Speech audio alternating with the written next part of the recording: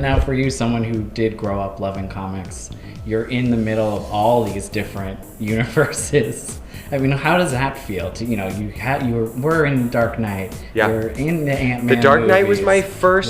You were on the Flash. Like, you've been a little everywhere. Yeah, The Dark Knight was my break. I mean, I was doing theater in Chicago. I was still going to my comic shop every week in Chicago and like dreaming of someday working in movies, dreaming of bridging the gap between comics and film and entertainment, and then I was standing on the set of Christopher Nolan's vision of Batman next to one of the greatest, if not the greatest incarnations of the Joker we've ever seen through performance.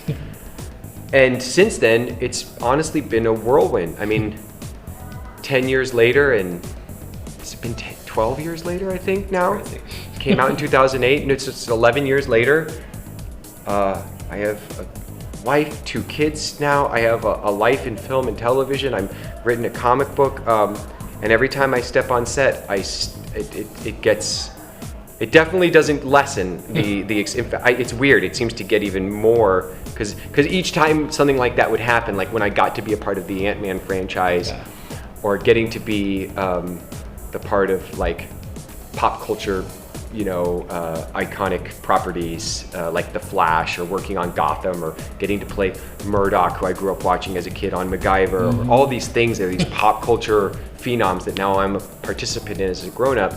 Each time one would happen, I'd be like, okay, David, now that was it. That was your, there's not gonna be any more. I feel like you've maxed out. You have hit the jackpot, that's done.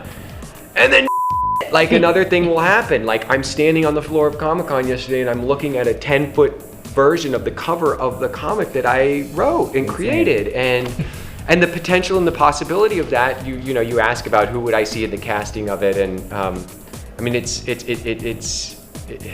where this could go, and the open possibilities of it as far as the worlds of other media are endless right now. I have to ask about Suicide Squad, because that is amazing that you're going to be in that as well. I heard that they're making that movie. Yeah, it's exciting. I've heard that movie's going to be made, and I can't tell you. Might be polka dots involved. I don't know. I don't know.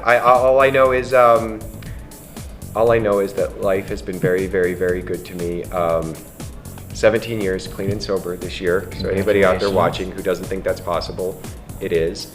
And whatever upcoming projects I am allowed to comment on, I can tell you that I'm very excited about the year ahead. I can't wait next year for us to have this conversation again and talk in detail about things. But it's a dream, and it's possible, and I think surrounding yourself with people who support you and who believe in you and who want the best for you is where to start. And then learning to take care of yourself and really care about yourself is so vital, and I'm just pinching myself right now. There's something that among the many things that I scratch my head and I go like, how has this happened to me? Denis Villeneuve is probably, the way I look at it, like when I think about Stanley Kubrick, who made my favorite film of all time, 2001: A Space Odyssey, and I think about all the breadth of work that he created during his tenure as a filmmaker, I think about Denis now. Feels like he's that kind of person to us. Like Denis can make a indie character-driven drama. He can make a border drama thriller like Sicario. He can make a bizarro art film sci-fi character drama like An Enemy. He can make a kidnapping drama like Prisoners. He can make a sci-fi epic like Arrival. He can investigate the world of something as iconic as Blade Runner. Not easy.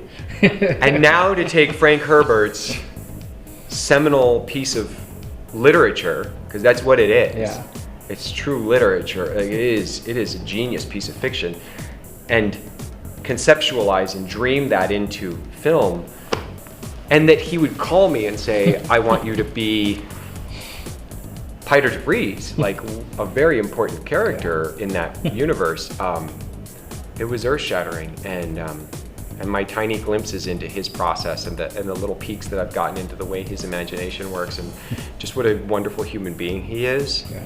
It makes me, I'm very, very happy. You know, I'm a nerd, and at any given moment, my wife has to be careful because I feel like sometimes I might explode. Because I was like, wait, what's happening? What am I going to go do?